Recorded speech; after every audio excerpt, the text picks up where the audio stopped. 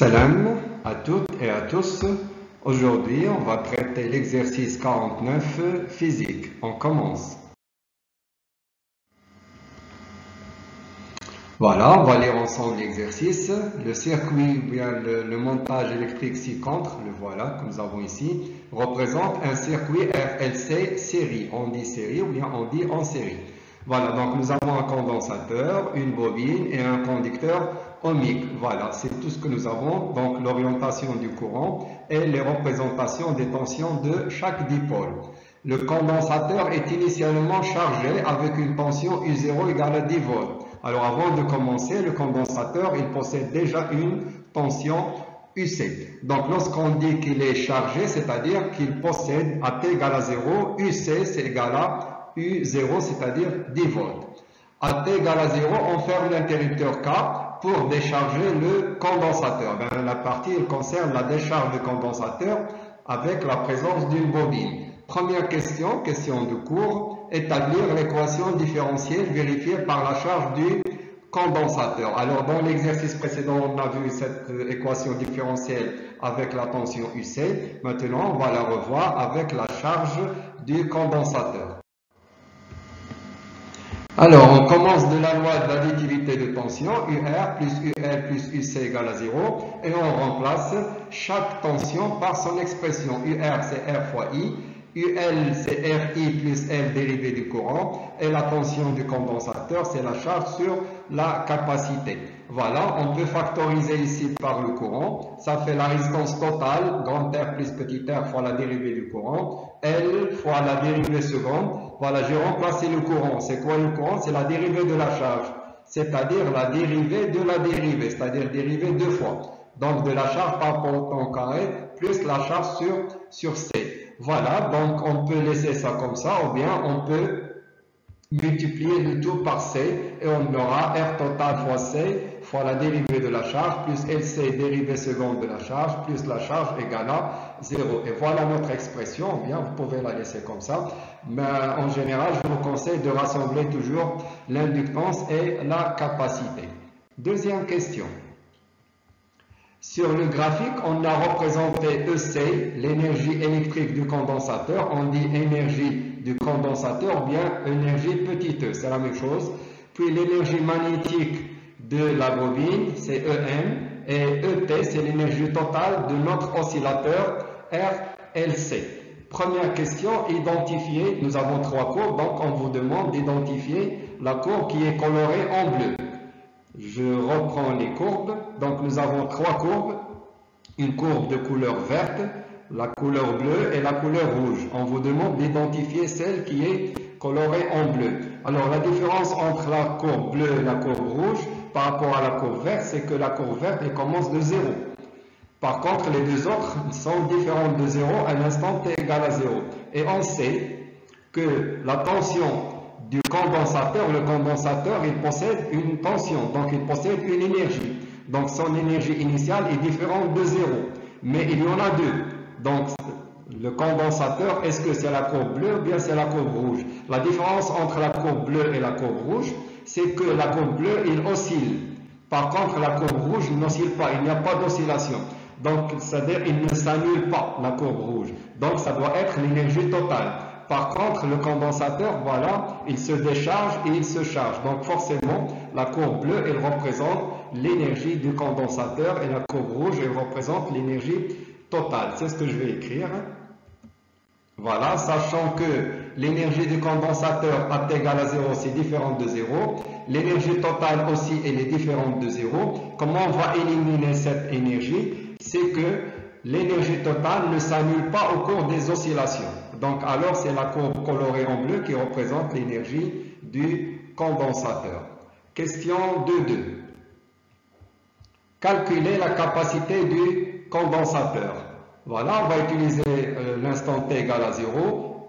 Donc l'expression, on sait que l'énergie du condensateur égale à 1 demi C. La tension c'est U0, la tension c'est la tension avec laquelle on a chargé le condensateur. Et on va tirer l'expression du condensateur. C'est deux fois l'énergie initiale du condensateur sur sa tension initiale au carré. Donc on fait l'application numérique. Donc l'énergie initiale, c'est ça. C'est à peu près, c'est plus que 8, c'est la moitié. C'est 8,5 fois 10 moins 4 joules. Alors je remplace et je fais les calculs. Donc après les calculs, on trouve 1,7 fois 10 moins 5 farad. Donc l'énergie initiale, à peu près 8,5, 10 moins 4. La tension 10 au carré. Question 2.3. Déterminer la valeur de la pseudo-période du dipôle RLC. Alors là, il y a une petite explication, un petit rappel du cours. Voilà, sachant que, voilà, donc la pseudo-période des oscillations, c'est égal à 2 fois la pseudo-période des oscillations de l'énergie. Donc ça, c'est la pseudo-période électrique et ça, c'est la pseudo-période énergétique. Voilà, ça, ce sont les oscillations électriques, c'est-à-dire le dipôle RLC, et ça, c'est la pseudo-période des oscillations de l'énergie. Donc, c'est le double. Alors, de la courbe, donc ici, nous avons la courbe de l'énergie. Si on prend une pseudo-période, par exemple, la courbe bleue, ça fait une pseudo-période. Pseudo-période, elle vaut 2. Donc, la période ou bien la pseudo-période de l'énergie, elle vaut 2. Et je vais multiplier 2 par 2, ce qui va me donner 4. Donc, la pseudo-période de l'énergie, ce n'est que la moitié de la pseudo-période électrique des oscillations électriques. Donc, ça fait 4 millisecondes. C'est très important, il faut se rappeler ce cas-là. C'est la comparaison entre la pseudo-période des oscillations électriques et la pseudo-période des oscillations énergétiques. Question suivante. 2.4. Expliquez pourquoi l'énergie totale du dipôle RLC diminue au cours du temps. Voilà, la courbe rouge, elle diminue au cours du temps. Pourquoi? Donc, on sait que c'est très simple. Je vais l'écrire. Au cours des échanges de l'énergie entre le condensateur et la bobine. Donc, au cours des oscillations, l'énergie passe du condensateur à la bobine, puis elle revient de la bobine vers le condensateur. Mais dans le circuit, il y a la résistance du conducteur ohmique, il y a la petite résistance de la bobine. Ces deux résistances, ils sont la cause de la perte d'énergie, ou bien ils dissipent progressivement cette énergie par un phénomène qu'on appelle l'effet Joule. Donc c'est l'effet Joule qui est la cause de la diminution de l'énergie totale du circuit. Question 2.5. Calculer la variation de l'énergie totale après 2 pseudo-périodes. Alors si vous vous rappelez l'exercice 48, on a calculé l'énergie perdue par effet Joule. Ça ressemble, mais ici on vous demande la variation.